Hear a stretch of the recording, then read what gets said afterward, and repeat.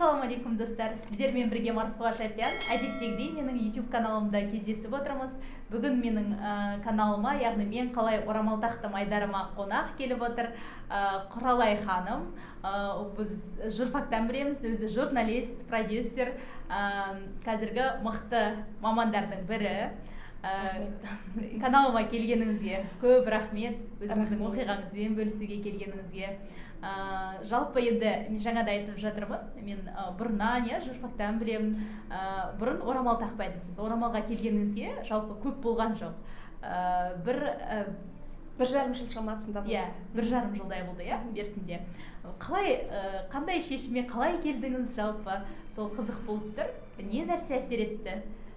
Ассалаумағалейкум, құрметті Марфуға Шапиян каналының көрермендері. Ассалаумағалейкум, қалдарыңыз қалай? Мені бүгін осы каналдың қонақ етіп шақырғаныңызға көп рахмет. Енді әрине осы сұрақты негізінде мен әлі ешкімге жауап бермеген едім. Оқырмандар өте қатты қызығады. Инстаграм каналдағы, әлеуметтік желілердегі оқырмандар сұрап жатады. Тіпті ата-анама да ешкімге әлі ашылып еш нәрсе айтпаған. Эксклюзив қой. Сізге ғана айтып отырмын, сізге ғана айтып отырған болып тұр. Бұл сұрақтарды мен игнор жасап жүрген болатынмын негізінде. Себебі бұл мен үшін өте бір интимді, сондай бір өте бір жеке тақырып сияқты көрінетін, және де кім қалай киінгісі келеді, және әсіресе орамалдасың ба, сен орамалда емессің бе, ол әрбір адамның жеке шаруасы деген менде бір сондай ой болды, ұстаным болды. Әлі күнге дейін бар, жаңағы киіміне ғана қарап адамды бағалау, киіміне қарап оған бір өзіңнің ойыңды таңу деген нәрсеге өз басым өте қатты қарсы болдым. Мен ешқандай өзгерген жоқпын. Орамалға дейін қандай болсам, кейін де негізгі сол баяғы Құралай өзгеріп кеттің, бір басқа болып қалдың енді дегенге менде сондай бір қарсылық болды өзім. Бунтымды солай көрсеттім, жауап бермей көрсеттім былай айтқанда. Орамалға келгеніме шынымен көп болған жоқ, бір жарым жылдан енді кішкене ғана асты. Былтырғы ораза уақытында, оразаның басында бірнеше күн бұрын орамалға келген болатынмын. Негізінде оқиғам соншалықты бір қызықты да емес. Жаңа осында келе жатқанда ойлап қалдым, не айтам, мәссаған не деп айтсам екен деп. Бір ерекше қызықты дүние емес, меніңше бұл саналы шешім, саналы адамдардың енді жаңағы көресің, күнде уақытың өтіп жатқанын көресің, жасың кеп жатқанын көресің, өмірде кеше ғана біліс таныс болып жүрген адамдардың өмірден кетіп жатқанын көресің. Былай айтқанда Алланың ақиқат екеніне, хақ екеніне күнде көзің алдыңа дәлелдер келе береді. Есігің дұрыс адам болсаң, Алланың хақ екеніне көзің жетіп тұрса, енді айтқанды орындауға міндеттісің ғой былай. Басқа амал жоқ та негізінде. Сондай бір түсінік келді деп айтсам болады. Және де әрине ондай түсінікке де адам өзінен өзі жүріп келе қалмайтын шығар. Ол там-тұмдап сонау бала кезден, студент шақтан алған өмір туралы білімің, Алла туралы білімің, айналаңнан, оқығаннан, көргенің барлығы сөйтіп жинақталып осындай шешімге әкелген сияқты. Содан кейін менде көп болса бір-ақ күн ойланған сияқтымын. Кисем бе, кимесем бе? Еше жолдасына сұрағам, қараш нақса орамал тағып қалай болады екен деп қоям. Онда күшті болады, әдемі, саған негізі орамал жарасады. Енді келін болғаннан кейін Түркістанның келінімін өзім анда-санда барғанда ол жақта орамал тағып жүреміз. Сөйтіп саған негізі күшті жарасады деп қойды. Сосын вообще бірақ тағып алсам қалай болады екен дедім. Күшті болады, тағып ал деді. Болды, сөйтіп екеуміз былай айтқанда шеше салдық та. Мен сөйтіп тағып шықтым. Ораза бірден басталып кеткендіктен, ораза кезінде мен жай тағып жүр деп ойлады адамдар. Бірақ мен бірден тақтым деп ойладым. Сөйтіп бірде бір қыздардың сұрағаны бар, тюрбан сияқты тағат тұрсаң болады деп. Мен ойлаймын, тюрбан сияқты тағат тұрғанға да бір аса бір менде мұқтаждық болған жоқ. Керісінше халық тарапынан тюрбан қып тақшы, сонда қиналмайсың деп маған айтады. Олардың көңілін қалдырмайын деп кейде сөйтіп тағып шығып жүрдім. Бірақ шынымды айтсам, сондай бір мұқтаждық, тюрбан қып тақсам қайтеді, үйтсем қайтеді деген мұқтаждық, қиындық болған жоқ негізінде. Яғни нақты айқын сондай не болды, тағам деп шеше салып киіп кете салдым орамалды. Сондай қызық өзі, не айтам деп отырғаным да сол ғой жаңағы. Содан кейін бұл жерде маған үлкен қиындық тудырған нәрсе, ол аудитория тарапынан негатив болды. солай ма? өте қатты негатив болды. Иә, сондай мен аудитория. Мүмкін жаңағындай шығар, сіздің бірден мен сіз арасында тағы не болып жүрсе күтпеді. Иә, менің аудиториям күтпеді. Ондай болса адамдардың көзі үйренеді, өздері мынау бір дінге жақын адам деп ойлайды. Әрине қазір қойды, қазір бас кезде енді тіпті мен есімнен қалмайтын бір пікір. Қандай негатив сонда, не деді? Иә, есімнен қалмайтын пікір, сен сияқты сауатты қыз оранып кетеді деп ойлаған жоқпын деп бір кісі жазып жатты. Сондықтан мен айтамын, керісінше сауаттылар келеді дінге. Осы ой негізінде маған өте ұзақ жылдар бір маздап тұратын ой болады ғой адамда. Анда-санда есіне түсіп қойып, оралып соғып, соны ойлайтын. Баяғыда мен жаңа тұрмысқа шыққан жылы, осыдан бір 14 жылдай бұрын Түркістанға автобуспен кетіп бара жаттым. Автобуспен қатынайтын едік қой, кетіп бара жаттым. Иә, қасымда бір келіншек отырды, ол қыз орамалдағы келіншек екен. Содан кейін екеуміз танысып сөйлесіп бардық жолда. Ол ешқандай оқымағанмын. Сол жаққа бірден мектеп бітіре салып тұрмысқа шығып кеткен деп өзінің оқиғасын айтып барды. Мен журналистпін, жаңағы жас маманмын деген сияқты мен лапылдап өзімнің әңгімемді айтып бардым. Сөйтіп, бірақ сол қыз орамалда еді. Мен таң қалғаным, мен қанша оқыдым, керемет болдым, жұмыс істедім, телевидениеде істеймін, анау-мынау деп бара жатсам да, өзім ішімнен бүйтіп ойлап отырмын. Мен сонша оқыған, сауатты, көзім ашық сияқты болып тұрғанымен, бар болғаны орамал таға алмай жүрген адаммын ғой, негізі деген ғой, сол кезде қатты жүрегіме түсті де. Енді ол 14 жыл бұрын болатын бірақ.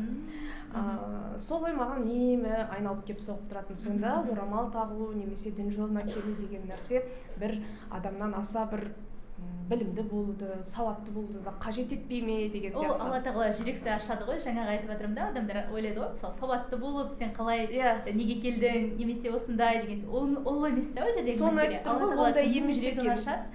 Сол келеді. Кімге мүмкіндік береді, былай айтқанда сол келеді. Енді мүмкіндікті бәрімізге беретін сияқты, бірақ оны көресің ба, көрмейсің ба, мүмкіндікті ұстап аласың ба, ұстамай, жаңағы мен сияқты игнор жасайсың ба деген сияқты. Сол кезден бастап кейін байқап қарасам, әрине маған бір айқын нелер болған сияқты. Подсказка дейміз ғой, мен итермелеген сияқты. Қандай мысалы?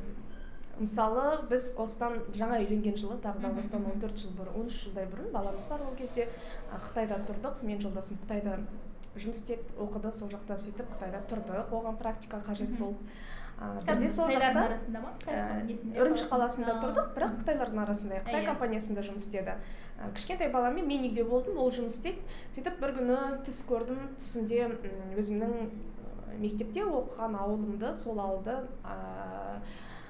кешкі уақыт, күн батып бара жатқан алаң елең уақытта бәріміз талдың арасымен қашып бара жатырмыз. Бүкіл ауылдың адамдары қашып бара жатыр екенбіз.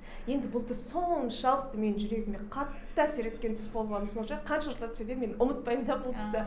Сөйтіп адамдардың барлығы қашып бара жатырмыз. Мынандай сиырдай иттер бізді қуалап келе жатыр еді. Қап-қара азулар мынандай иттер арсылдап қуалап келе жатыр. Мен ойлап қоямын, адам жейтін иттер ғой мынау деп қалтырап, жан таласты ана жерде. Ешкім танымайды. Сөйтіп бір кезде біреу былай шапанмен жауып алып, бір жерде бір қауіпсіз жерде мені шығарады да, кім екенін көрмеймін, шығарады да, намаз оқысаң құтқарамыз деп айтады. Сол сөз ғана мен есімде қалған. Өте қатты қорқып, су тер болып ояндым сол жолы, сол түсім өте қатты есімде қалды. Сол кезден бастап бірден намаз оқып кетпесем де ақырын діни әдебиет оқып, жаттап, намаздың сөздерін жаттап, арасында оқып көріп, тиіп қашып, сөйтіп бастап кеттім. Содан бір жолы намазға келген кезде барлығын жатқа біліп тұр екен. Енді барлығын емес, әрине, бірақ намазға қажетті сүрелер, аяттарды біліп тұр екен. Сол маған өте үлкен жеңілдік болды. Сондықтан, мен айтқым келген тағы бір нәрсе бар. Сосын қатты әсер еткен не деп ойлаймын өзім. Қалай мен жүріп алып орамал киіп кеттім деп. Жаңа осында келе жатқанда енді. Жаңағындай ғой, сіз жаңа бірден деп айтып тұрсыз ғой.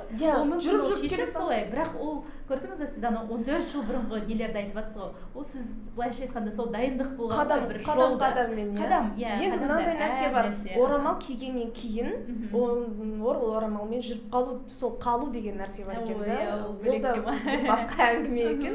Мысалы, мен соны байқадым, орамалмен қанша жыл жүріп өте қатты тақуа болып жүрген қыздардың орамалын шешкен көріп таң қалдым.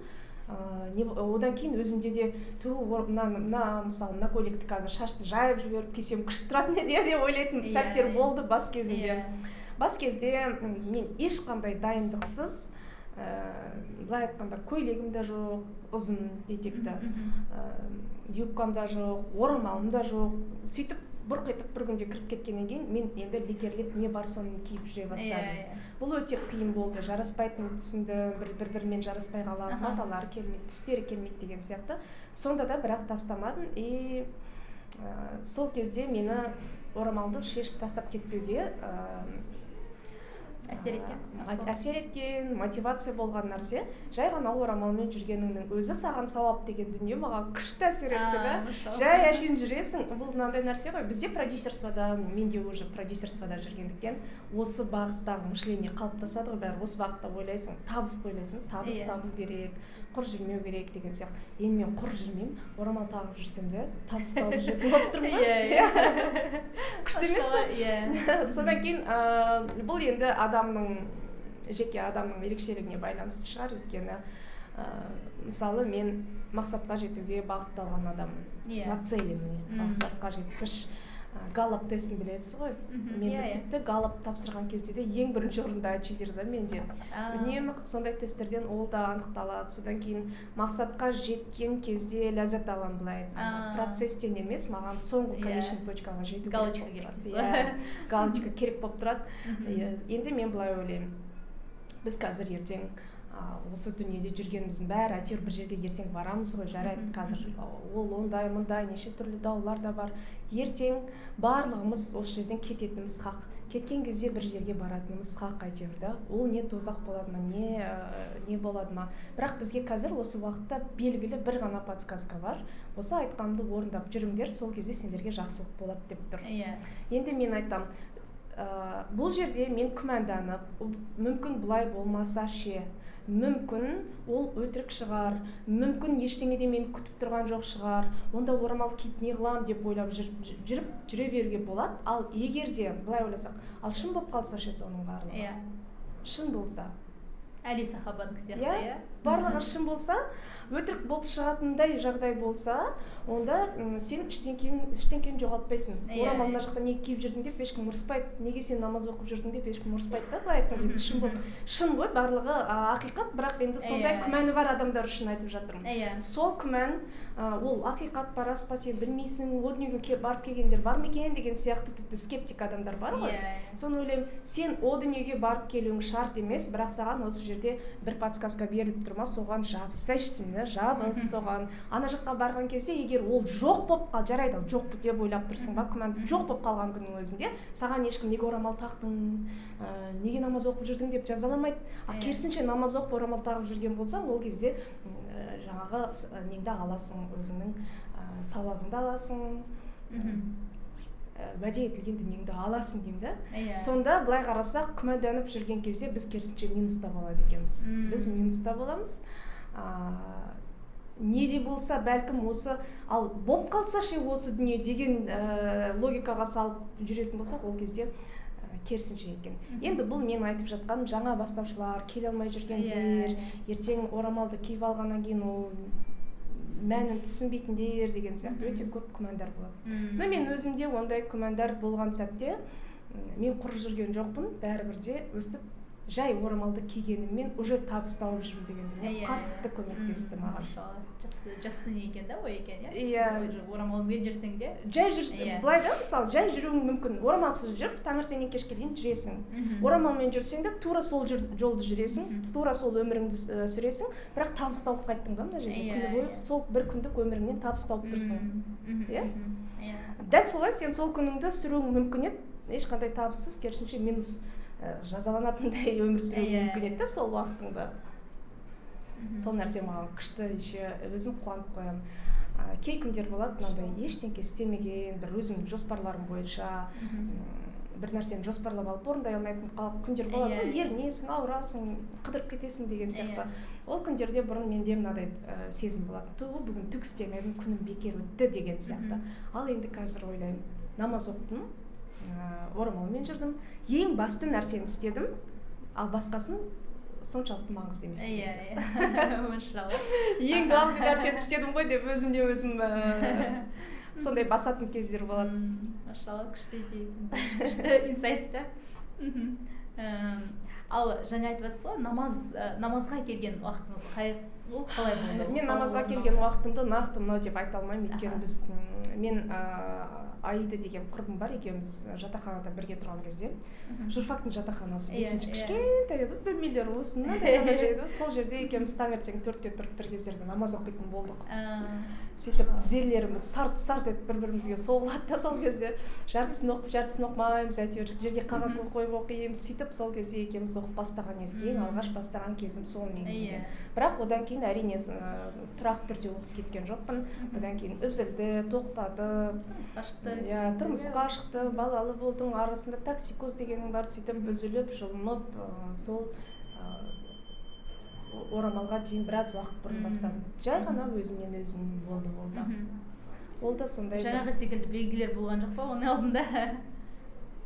Жоқ. Бірақ бір күні бекініп, осындай нәрсе мен уақытымды құр өткізіп жатқан жоқпын ба, ертең былай айтқанда жаңағы нәрсе негізінде қатты әсер етеді. 24 сағатың бар, соның жарты сағатын ғана намазға арна деген сияқты нәрселер маған қатты әсер етеді. Бұл да жаңағыдай табысқа нацеленный болғаннан ғой негізінде. Бұл мен үшін табыс. Күніне егер намазыңды оқысаң, бүгінгі күннің қоржынына, былай айтқанда мен өмірімнің соңына дейін баратын табыстап қойдым, бір нәрсе істеп қойдым деп ойлаймын. Сол үшін осындай мақсатқа жетуге ұмтылатын адамдар, меніңше, олар тек қана бұл дүниеде осы күнделікті өмірінен ақшалай табысты ғана емес, басқа табысты да ойлайтын сияқты. Машалла. Ал жаңа айттыңыз ғой, басында негативтер болды, қиындықтар болды деген сияқты. Ал жақындарыңыз тарапынан ше, ата-ана? Мен Өскеменнің қызымын. Біздің Өскемен өте орыстанған өлке негізінде. Орысымыз жоқ болса да өзі орыстанғанбыз, сондай. Адамдардың менталитеті орыстанған. Бізде салт дәстүр ұсталатындары бар, ұсталмай ұмытылып болып кеткендері бар негізінде. Сол себепті біз өте бір қазақы өлке едік деп мақтанатындай өлке емес біз негізінде. Сол себепті мен бала кезімнен тірідей бүйтіп намаз оқып жатқан адам көрген емеспін. Кәдімгідей тірідей телевизордан көруім мүмкін, енді бір киноларда бір мелком моменттер көрген болуым мүмкін, кітаптан оқыған болуым мүмкін, бірақ өмірде ешкімді ондай көрмедім. Біздің үлкен әжеміз оқыған екен, бірақ ол кісі мен кішкентай кезімде қайтыс болып кетті. Атам мен апам жас кісілер болды, олар жаңағы Совет одағының адамдары болды, әке-шешем де Совет одағының адамдары. Енді атеист болмаса да, біреулер айтады ғой, атеист едік деген сияқты. Атеист болмаса да, таза партия деген, сондай коммунизмді аңсайтын, сондай кәдімгі кеңестік кезеңнің идеологиясы әбден сіңген адамдар негізінде. Адал қызмет ету керек, үкіметке деген, үкімет өлтірмейді деген сияқты түсініктегі адамдар да. Сол себепті олар менің орамалға келгенді түсіне қоймады деп ойлаймын. Оларға шок болды, кішкене қорыққан шығар деп. Бұл менің өзім сезімнің деңгейінде айтам. Өйткені олар ашық сұраған жоқ, ашық неге олай деп сұраған жоқ. Өйткені олар мені кішкентай кезімнен өздері шешім қабылдатып үйреткендіктен деп ойлаймын. Бірде-бір шешіміме өмірімде негізі жалпы араласпайды. Менің әрбір шешіміме сенеді, әрбір шешімімді қолдайтын. Бірақ осы жолы қолдау да, қарсылық та болған жоқ, үнсіздік болды. Қалыс қалып болды. Мен оларды түсіндім. Содан кейін мен орамалға келу, жалпы енді қазір жас емеспіз, шынын айтқанда 37 мені жасым, 40-қа таяған әйелдің орамал тағуы неге сонша таңғалдырады деген сияқты мағынадағы посттар жаздым, сондай мағынадағы стористер салдым деген сияқты. Және де орамал киген кезде өзім байқаған дүнием, алғаш кезінде енді өзіңді бір қорғаныста сияқты сезінеді екенсің. Ал орамалсыз жүрген кезде бір жалаңаш жүрген сияқты сезіп қалады екенсің да, оны кейінірек байқадым. Ал бас кезде орамалмен жүрген кезде өзіңді нәзік, сені біреу қорғап тұрған сияқты, сондай бір ерке, әйтеуір біреуге арқа сүйеп тұрған сияқты. Ол енді тек қана еріңе емес, жалпы бір одан да үлкен бір нәрсе сені бүйтіп қорғап тұрған сияқты сезім болады екен адамда. Менде сондай сезім болды. Және мен сол туралы прям өзім сезімдерімді ашық айтып, аудиторияма да соны айтып жеткіздім. Сол кезде олар тыңдап отыр деп ойлаймын, көріп отыр деп ойлаймын. Сондықтан да болар, маған ұнап тұрған нәрсеге олар ешқашанда саған ұнап тұрған нәрсені қой деп айтып көрмегендіктен де шығар, еш нәрсе деп айтқан жоқ. Кейін көздері де үйренді, ақырындап үйреніп кетті. Бірақ мен бас кезде әрине кішкене стилизовать етіп, тақиямен деген сияқты сөйтіп көзге бір әдемі тұмшаланып алыпсың деп айтпайтындай, бір көзге әдемі көрінетіндей етіп киюге тырыстым бас кезінде. Содан кейін оранып жүре бердім. Орамал сізге не берді? Жаңа айттыңыз, қорғаныс дедіңіз, иә? Иә. Одан бөлек тағы да бар ма? Орамал маған, өзім осы туралы жаңа да ойланып келдім, орамал маған женственность берді. Осы сөздің қазақшасы жоқ, бірақ бұл өзіңді нәзік сезіну, өзіңді әйел сезіну. Былай айтқанда, сен бір құпиясың, өзіңді бір осыдан баяғы заманда шамамен біз қай жылы бірінші курс оқыдық, мен есімде жоқ, мен бірінші курсты Өскеменде оқыдым. Сол кезде Иманшарт деген бағдарлама жүргізетінмін. Неде? Қазақстан Өскемен деген облыстық телеарнада. Иманшарт деген бағдарламаға әр жолы бір молда келетін. Немесе бір молда бірнеше рет келуі мүмкін. Сол кісілер келіп, сұрақтарымызға жауап береді, аудиториямен тікелей эфирде деген сияқты. Сол кезде айтатынымыз, әйел адам оранып жүрсе, жаңағы қағаздағы кәмпит сияқты деген нәрселер айтатын еді ғой, сондай жеңіл қылып түсіндіретін еді ғой. Қағаздағы кәмпитті жегің келе ме, ашық тұрған кіргіл болып қалған кәмпитті жегің келе ме деген сияқты есіңізде ме? Иә, сондай бір мысал береді ғой. Иә, солай айтатын еді ғой. Сол сияқты былай айтқанда өзіңді қағаздағы кәмпит сезініп қалады екенсің. Қымбат сезініп қаласың өзіңді, таза сезініп қаласың деген сияқты. Сондай сезімдер болды бас кезде. Мен сол сезімдерімді өте қатты бақыладым, ұстауға тырыстым, фиксация жасадым. Бұл маған ұнай ма, жаңа образым дейік, ұнамай ма, бұл маған не береді, қандай кедергісі бар, қандай жаңа плюсы бар, минусы бар деп өзімді өзім байқап аналитика жасаған кезде плюсы көп екен байқап, плюсы көп. Енді қиындық болған дүние бас кезінде шыға келе алмайсың да, жүгіріп орамал тағып алып шығасың деген сияқты. Сондай дүниелер болды. Бірақ оған да кейін үйреніп кетеді екенсің, әсіресе мындай кие салатын орамалдарға үйрендім. Орайтын орамалдар маған қиындау болды, кие салатын. Кейін бірақ үйреніп кеттім. Қазір мынандай орамалдарым да көп. Машалла. Балаларыңыз қалай қабылдады? Балаларыңыздар болды? Балаларым енді менде үшеуде ұл болғандықтан, олар да маған қалай тұрсам да апа әдемі деп айта береді. Апа әдемі болып тұр деп. Енді мен балаларыма осы өзімнің образым арқылы бір құндылық бере алатын шығармын деп сенем, үміттенем. Олар әйел адамның образы туралы бір түсінік қалыптасатын шығар олардың санасында деп ойлаймын, бәрібірде. Әйел деген осындай болады, ана деген осындай болады деген сияқты, жар деген мынадай болады деген сияқты бір құндылықтар қалыптастыруға сөзбен айтып, былай ол деп айтып түсіндіргеннен гөрі мен өзім үлгі бола алатын шығармын деп ойлаймын оларға. Осыған қатты үміттенемін. Машалла. Сосын жалпы орамал тақса бізде көп қыз-келіншектерде бір андай көп кедергілер болады, мен жетістікке жетуіме, немесе жалпы бір жолыңның болуына деген сияқты бір кедергі ретінде көретін адамдар көп. Ал жалпы қазіргі қоғамда бір жетістікке жетіп жүрген әйелдің енді бейнесін сізден көруге болады. Сол ретінде қалай айтар едіңіз, жалпы бір орамалыңыз кедергі болды ма сізге, бір қандай да бір келіссөздерде немесе бірдеңеде андай? Жоқ. Мүлдем қазір олай емес сияқты. Қазір тек қана мен білетін дүнием, бір таныс қызым болды, орамалмен мектепке алу қиын болып жатыр деген, соны ғана білем. Мектепке алмады деп айтты. Одан басқа өз басым бір кездесін деп айта алмаймын, керісінше өте көп оң өзгерістер, өмірімде бір жағымды өзгерістер көп болды. Мен таныстарым көбейді, достарым көбейді, менің ортам кеңейді, қолдаушыларым көбейді, маған қамқор болушылар көбейді. Және де сіз байқасаңыз, қазір біздің қоғамдағы алдыңғы қатарда жүрген деп айтсам, енді артық айтқандығым емес шығар. Қалай ойлайсыз, артық айтқандық емес шығар, иә? Біздің қазір сондай бір нәзік болса да, сондай өте үлкен істерді атқарып жүрген, анау кешегі карантин кезінде де бүкіл халықты жұмылдырып, бүкіл халықты бір мақсатқа жаңағы бағыттай біліп, қазір мысалы қайырымдылық істердің де бастарында жүрген неше сияқты біздің орамалдағы әпкелеріміз, орамалдағы ханымдар. Содан ойлаймын, егер де орамалдың соншалықты кедергісі бар болатын болса, олар сондай жетістікке жетер ме еді? Сондай биіктерге көтеріле алар ма еді? Бұл жерде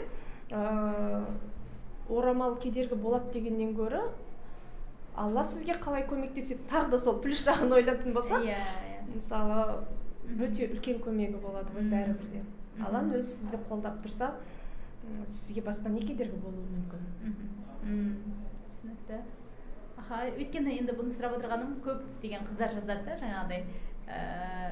Қандай кедергілер болуы мүмкін дейді мысалы? Мысалы, енді көбінесе жұмысқа қатысты. Жұмыста ананы істей алмай қалам, мынаны істей алмай қалам деген секілді нәрселер болады. Енді негізінен мектеп, мемлекеттік қызметкерлер, енді сол тұрғыдан. Одан бөлек, әрине мен көбіне жауап берген кезде, енді осы тақырыпты көтеріп жүргеннен кейін сұрайды ғой бірде ма деп. Енді менің сіздерден сұраудағы мақсатым, оларға сіздерден сондай бір қандай да бір мотивация болар мүмкін, көмек болар деген мақсатта. Енді меніңше, егер де адам ниет етіп болды осы орамалымнан айырылмайын десе, орамалға өзі адам үйреніп қалады екен да, бауыр басып қалады екен, айырылғым келмей қалады ғой. Егер де айырылмаймын, мен осы орамалмен боламын дейтін болса, онда адамның алдында таңдау тұратын болса, таңдау өте көп. Яғни сіз мектептің мұғалімі, енді әрине біз бұл жерде сен мектеп мұғалімі болма, немесе мына жолды точно таңда деп ешкімге еш нәрсе ұсынудан аулақпыз.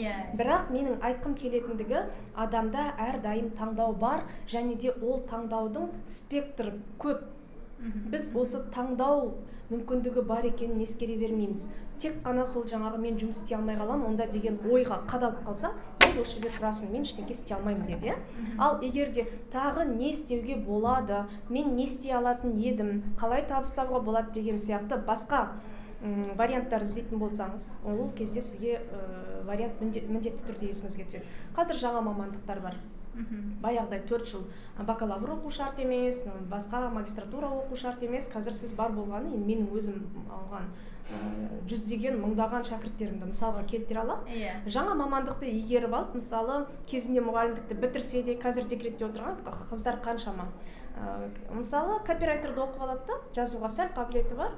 Копирайтерді үйреніп алды, тіпті қабілеті жоқтар да оқыды, енді шыны керек, олар да жолын біліп үйреніп алды. Өйткені әлеуметтік желі деген бұл әдебиет емес, әлеуметтік желі деген бұл журналистика емес, әлеуметтік желі бұл әлеуметтің өз тілінде сөйлесе білу. Ал өмірде сайрағанда бәріміз сайраймыз ғой, осы сайрауды енді жинақтап ойыңды, анау қорытындысын, маңызын мәтінге салып үйренсең болды. Онда сен копирайтер болып шығасың, былай айтқанда, және әрине маркетингті үйренсең. Осы маркетинг пен копирайтингті үйрететін курстар бар болғаны 1 айлық курстар. Қазір 10 күндік курстар да бар. Ары кетсе 2 айлық, но ондай 2 айлық курс қазір жоқ та. Менің өзімнің курсым, жазу өнер курсым 1 айлық курс еді. Яғни сіз 1 айда оқып, ары қарай бірден табыс тауып кететін мүмкіндігіңіз бар болып тұрса, және де бұл мүмкіндік сіз осындай командамен жұмыс істейтін болсаңыз, сізге ешкім орамалсыз кел деп айтпайды. Біріншіден, ол өйткені бұл мемлекеттік жұмыс емес. Екіншіден, сіз үйде отырып ақ осылай табыс табатын мүмкіндігіңіз болады. Көп қыз-келіншектер енді шынын айтқанда декретте отырып, бала-шағамның қасында қарап отырып, табыс тауып отырайын деп осы жолға келеді. Ары қарай табыстары молайып, керісінше үйде отырғым келмейді, өзім офис ашқым келеді деп. Өзім кеңсе ашып отырғым келеді деген сияқты сөйтіп керісінше шығып кетеді. Ол кезде уже мен бір байқаған дүнием, қыз-келіншектер енді таңертеңнен кешке дейін байланып отыратын жұмысқа барғысы келмей қалады. Жаңағыдай үстінен басшылығы қарағандай ондай қиындықтарға көнгісі келмей қалады. Былай айтқанда, басқа да таңдау бар. Мен өзім қанша табыс табатынымды, қанша клиентпен жұмыс істейтінімді, қандай мамандық таңдайтынымды, қандай курс шығаратынымды, ары қарай қандай мамандығымды қай жаққа қарай өзгертетінімді өзім білемін деп адам өзі шешім қабылдап үйренеді. Яғни меніңше жаңағыдай қорқамын, осы орамалға келсем бір нәрседен айырылып қалам ба деп қорқатын адамдар осы шешім қабылдаудан қорқатын сияқты. Бір нәрседен айырылудан қорқу. Егер де біз фокусымызды бір нәрседен айырылып қаламыз деген бағытқа емес, ал мен не алуым мүмкін деген бағытқа бұратын болсақ, меніңше ол кезде ешқандай күмән болмайды. Машалла, сіздің сөздеріңізден біраз мотивация алды деп ойлаймын. Ана сабақ түсіндіргенде күшті андай по полочкам дейді ғой, солай түсіндіріп беріп жатсыз. Тәптіштеп мұжып кеткен жоқпын ба? Жоқ, бір андай керек адамға керек кезінде еститін сөз болады деп ойлаймын. Енді иншалла солай болғай. Сізге енді көп рахмет, иә, өзіңіздің оқиғаңызды айтып, енді мотивация да бере кетіп жатсыз. Алла разы болсын. Ал қымбатты көрермендер, сіздер осы видеомызға қолдау білдіріп, лайк басып, комментарий қалдырыңыздар. Қай тұста келісесіздер бізбен, қай тұста келіспейсіздер, соның барлығын осы видеоның астына комментарийде жазыңыздар, және осы видеоны көптеп таратыңыздар, әсіресе WhatsApp группаларда таратыңыздар. Өйткені сіздердің қолдауларыңыз өте маңызды мен үшін. Егер сіздерден қолдау көп болса, Алла қаласа видеода көп болады, көбірек түсіреміз. Каналымда келесі кездескенше аман сау болыңыздар. Сау болыңыздар. Жақсы, сізге де рахмет.